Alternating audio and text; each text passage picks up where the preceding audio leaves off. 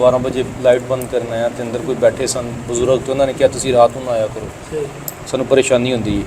857 ਈਸਵੀ 'ਚ ਜਿਹੜੀ ਹੈਗੀ ਨਾ ਹਿਜਰੀ 'ਚ ਇਹ ਜਿੰਨ ਮਸਜਿਦ ਨੂੰ ਲੈ ਕੇ ਆਏ ਸੀ। ਸਹੀ।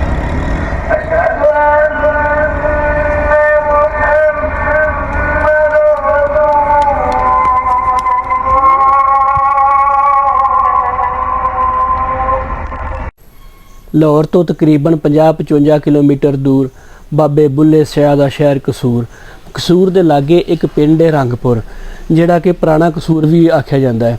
ਬੜੀਆਂ ਪੁਰਾਣੇ ਵਕਤ ਦੀਆਂ ਗੱਲਾਂ ਨੇ ਕਿ ਕਿਹਾ ਜਾਂਦਾ ਹੈ ਕਿ ਇਹ ਜਿਹੜਾ ਪੁਰਾਣਾ ਕਸੂਰ ਸੀ ਇਹਨੂੰ ਉਲਟਾ ਦਿੱਤਾ ਗਿਆ ਸੀ, ਜਿੰਦੀ ਵਜ੍ਹਾ ਤੋਂ ਸਾਰਾ ਕਸੂਰ ਤਬਾਹ ਹੋ ਗਿਆ।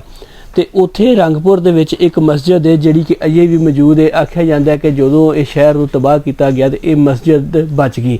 ਉਹ ਮਸਜਿਦ ਅੱਜ ਵੀ ਮੌਜੂਦ ਹੈ ਤੇ ਉਹਦਾ ਨਾਂ ਅੱਜ ਜਿੰਨਾ ਵਾਲੀ ਮਸਜਿਦ ਦੇ ਨਾਂ ਤੋਂ ਮਸ਼ਹੂਰ ਹੈ। ਇੱਥੋਂ ਦੇ ਲੋਕ ਦੱਸਦੇ ਨੇ ਕਿ ਇਸ ਮਸਜਿਦ ਦੇ ਵਿੱਚ ਕਈ ਸੌ ਸਾਲਾਂ ਤੱਕ ਅਜ਼ਾਨਾਂ ਦੀਆਂ ਆਵਾਜ਼ਾਂ ਆਉਂਦੀਆਂ ਸਨ। ਇੱਥੋਂ ਦੇ ਅਹਿਲੇ ਇਲਾਕਾ ਦਾ ਮੰਨਣਾ ਹੈ ਕਿ ਇਹ ਅਜ਼ਾਨਾਂ ਜਿਹੜੀਆਂ ਸਨ ਕੋਈ ਇਨਸਾਨ ਜਾਂ ਬੰਦੇ ਨਹੀਂ ਸਨ ਦਿੰਦੇ, ਇਹ ਜਿੰਨ ਦਿੰਦੇ ਸਨ। ਤੇ ਰਾਤ ਨੂੰ ਬਿਜਲੀ ਵਗੈਰਾ ਵੀ ਨਾ ਹੋਣ ਦੇ ਬਾਵਜੂਦ ਇਸ ਮਸਜਿਦ 'ਚ ਰੋਸ਼ਨੀ ਹੋ ਜਾਂਦੀ ਸੀ, ਜਿਸ ਵਜ੍ਹਾ ਤੋਂ ਲੋਕ ਇਹਨੂੰ ਜਿੰਨਾਂ ਵਾਲੀ ਮਸਜਿਦ ਆਉਂਦੇ ਸਨ। ਅੱਜ ਤੋਂ ਕੋਈ 20-25 ਸਾਲ ਪਹਿਲੇ ਤੱਕ ਸ਼ਾਮ ਤੋਂ ਬਾਅਦ ਇਸ ਮਸਜਿਦ ਤਰਫ ਕੋਈ ਵੀ ਨਹੀਂ ਸੀ ਆਉਂਦਾ, ਕਿਉਂਕਿ ਮਸਜਿਦ ਵਰਾਂਡੇ ਦੇ ਵਿੱਚ ਸੀ। ਲੇਕਿਨ ਅੱਜ ਕੱਲ੍ਹ ਇਸ ਮਸਜਿਦ ਨੂੰ ਆਬਾਦ ਕਰ ਦਿੱਤਾ ਗਿਆ ਹੈ ਤੇ ਇਸ ਮਸਜਿਦ ਵਿੱਚ 5 ਵਕਤ ਦੀਆਂ ਨਮਾਜ਼ਾਂ ਹੁੰਦੀਆਂ ਨੇ।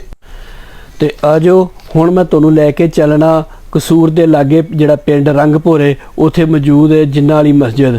ਆਇਓ ਹੁਣ ਚੱਲਦੇ ਹਾਂ ਜਿੰਨਾਂ ਵਾਲੀ ਮਸਜਿਦ ਤੇ ਉੱਥੇ ਜਾ ਕੇ ਲੋਕਾਂ ਤੋਂ ਪੁੱਛਦੇ ਹਾਂ ਤੇ ਵੇਖਦੇ ਹਾਂ ਵਾਕਈ ਇਹ ਹਕੀਕਤ ਹੈ ਜਾਂ ਇਹ ਸਿਰਫ ਗੱਲਾਂ ਹੀ ਨੇ। ਆਜੋ ਹੁਣ ਚੱਲਦੇ ਹਾਂ ਜਿੰਨਾਂ ਵਾਲੀ ਮਸਜਿਦ ਰੰਗਪੁਰ। ਬਿਸਮਿल्लाह-रहमान-रहीम। अस्सलाम वालेकुम। मैं ਤੁਹਾਡਾ ਵੀਰ ਜ਼ਹੀਰ ਜੱਟ ਅੱਜ ਬਾਬੇ ਬੁੱਲੇ ਸ਼ਾਹ ਦੇ ਸ਼ਹਿਰ ਕਸੂਰ ਦੇ ਲਾਗੇ ਇੱਕ ਪਿੰਡ ਹੈ ਰੰਗਪੁਰ। ਤੇ ਰੰਗਪੁਰ ਮੈਂ ਇੱਥੇ ਆਇਆ ਇੱਕ ਮਸਜਿਦ ਜਿਹੜੀ ਕਿ ਜਿੰਨਾਂ ਵਾਲੀ ਮਸਜਿਦ ਦੇ ਨਾਂ ਤੋਂ ਮਸ਼ਹੂਰ ਹੈ।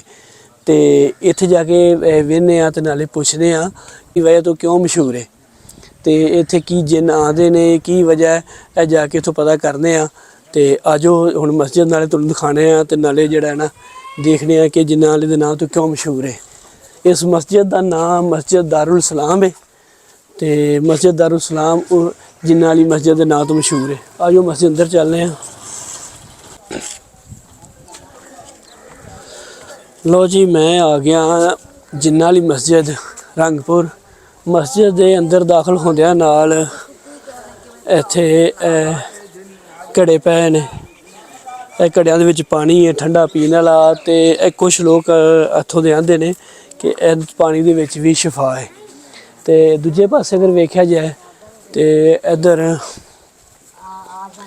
ਵਜ਼ੂ ਵਾਸਤੇ ਟੂਟੀਆਂ ਲੱਗੀਆਂ ਨੇ। ਸਾਦਾ ਜਿਹਾ ਇਹ ਜਿਹੜਾ ਵਜ਼ੂਖਾਨਾ ਬਣਿਆ ਹੈ, ਇਹ ਵਜ਼ੂ ਵਾਲਾ ਵਜ਼ੂਖਾਨਾ ਬਣਿਆ। ਵਜ਼ੂ ਕਰਕੇ ਤੇ ਇੱਥੇ 5 ਵਕਤ ਦੀ ਨਮਾਜ਼ ਹੁੰਦੀ, 5 ਵਕਤ ਨਮਾਜ਼ ਅਦਾ ਕੀਤੀ ਜਾਂਦੀ ਹੈ।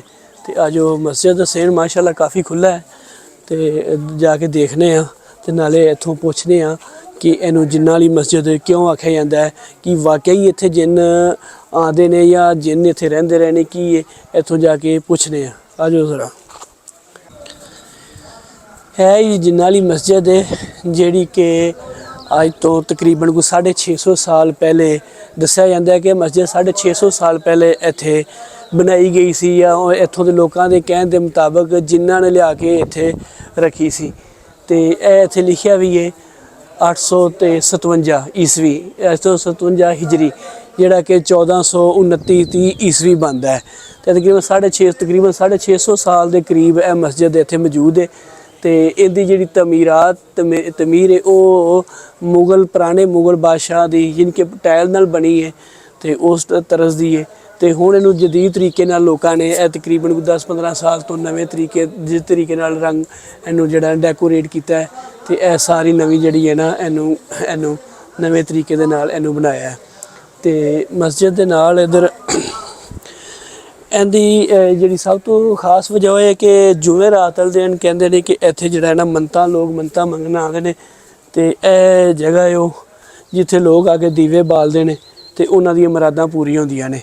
ਤੇ ਇਹ ਜੁਮੇਰਾਤ ਅਜੂਆ ਹੈ ਤੇ ਜੁਮੇਰਾਤ ਦੇ ਦਿਨ ਇੱਥੇ ਕਾਫੀ ਰੌਣਕ ਹੁੰਦੀ ਹੈ ਤੇ ਬੜੇ ਦੂਰ ਦੂਰ ਤੋਂ ਲੋਕ ਜਿਹੜੇ ਨੇ ਉਹ ਆਪਦੀਆਂ ਮੰਨਤਾਂ ਮੁਰਾਦਾਂ ਪੂਰੀਆਂ ਕਰਨ ਆਉਂਦੇ ਨੇ। ਇਹ ਉਹ ਜਗ੍ਹਾ ਜਿੱਥੇ ਦੀਵੇ ਬਾਲਦੇ ਨੇ ਜੁਮੇਰਾਤ ਦੇ ਦਿਨ ਤੇ ਲਿਆ ਕੇ ਇੱਥੇ ਲੰਗਰ ਤਕਸੀਮ ਕਰਦੇ ਨੇ। ਤੇ ਇੱਥੋਂ ਪੁੱਛਦੇ ਆ ਵੀ ਇਹ ਵਾਕਈ ਸਹੀ ਹੈ, ਇਸ ਬਾਰੇ ਹਕੀਕਤ ਹੈ ਜਾਂ ਕੀ ਹੈ, ਇਹਨਾਂ ਤੋਂ ਪੁੱਛਦੇ ਆ। ਜੀ ਭਾਈ ਕੀ ਨਾਮ ਹੈ ਤੁਹਾਡਾ? ਮੇਰਾ ਨਾਮ ਮੁਹੰਮਦ ਜਾਵੇਦ ਹੈ ਸਰ। ਮੁਹੰਮਦ ਜਵੇਦ।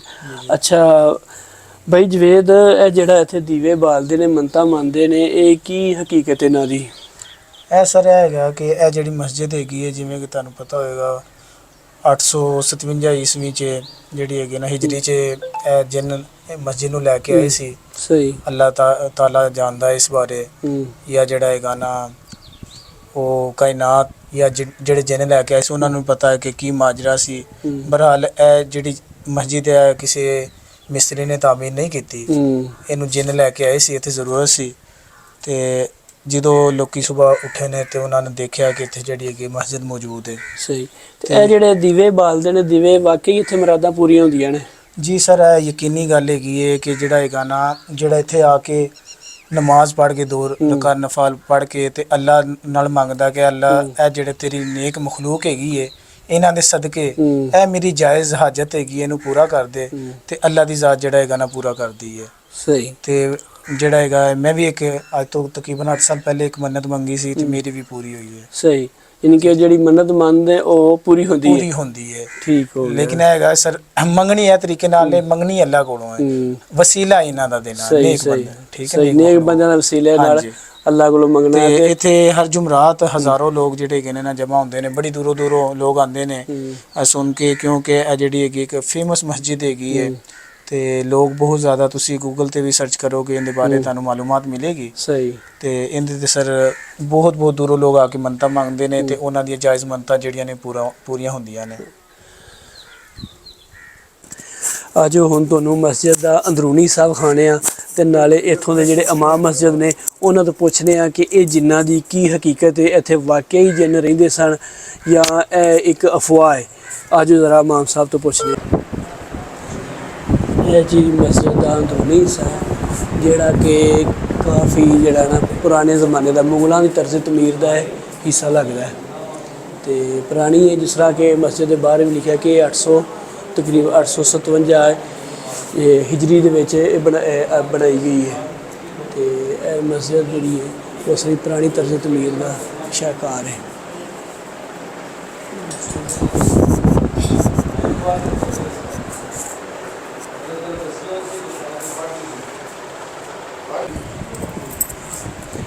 ਇਹ ਜੀ ਸਾਡੇ ਨਾਲ ਮੌਜੂਦ ਨੇ ਇਸ ਮਸਜਿਦ ਦੇ ਇਮਾਮ ਸਾਹਿਬ ਤੇ ਇਹਨਾਂ ਨੂੰ ਪੁੱਛਦੇ ਆ ਕਿ ਜਿੰਨਾਂ ਦੀ ਕੀ ਹਕੀਕਤ ਹੈ ਤੇ ਇਸ ਮਸਜਿਦ ਨੂੰ ਜਿੰਨਾਂ ਵਾਲੀ ਮਸਜਿਦ ਕਿਉਂ ਕਿਹਾ ਜਾਂਦਾ ਹੈ।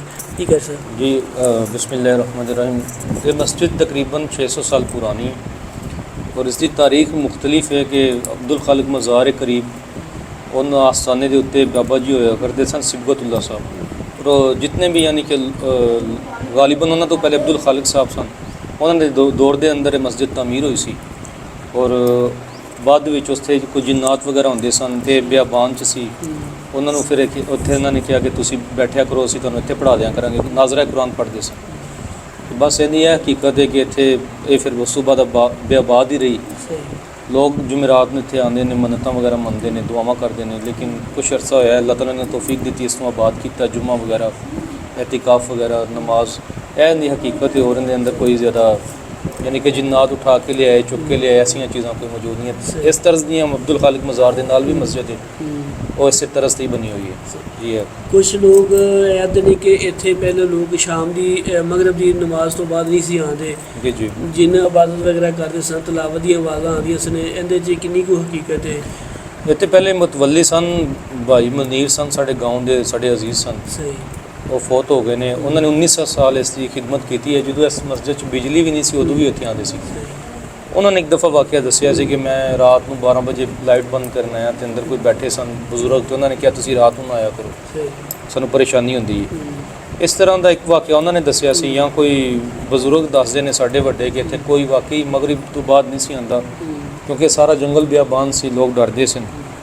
तो कोई 8-9 साल पहले गालिबन 13 तो ਅੱਲਾ ਨੇ ਮੇਰੇ ਜ਼ਰੀਏ ਇਹ ਕਰਮ ਕੀਤਾ ਕਿ ਤੌਫੀਕ ਦਿੱਤੀ, ਅਸੀਂ ਇਹਨੂੰ ਸ਼ੁਰੂ ਕੀਤਾ ਨਮਾਜ਼, ਫਿਰ ਇਤਕਾਫ, ਫਿਰ ਜੁਮੇ, ਫਿਰ ਇਸ਼ਾਂ ਤੱਕ ਦੀਆਂ ਨਮਾਜ਼ਾਂ। ਉਸ ਤੋਂ ਬਾਅਦ ਕੋਈ ਮਸਲਾ ਤਾਂ ਨਹੀਂ ਮਹਿਸੂਸ ਹੋਇਆ, ਲੇਕਿਨ ਇਹ ਹੈ ਕਿ ਅਲਹਮਦੁਲਿਲਾ ਹੁਣ ਇੱਥੇ ਐਸੀ ਚੀਜ਼ ਕੋਈ ਨਹੀਂ, ਰੁਕਾਵਟ ਨਹੀਂ।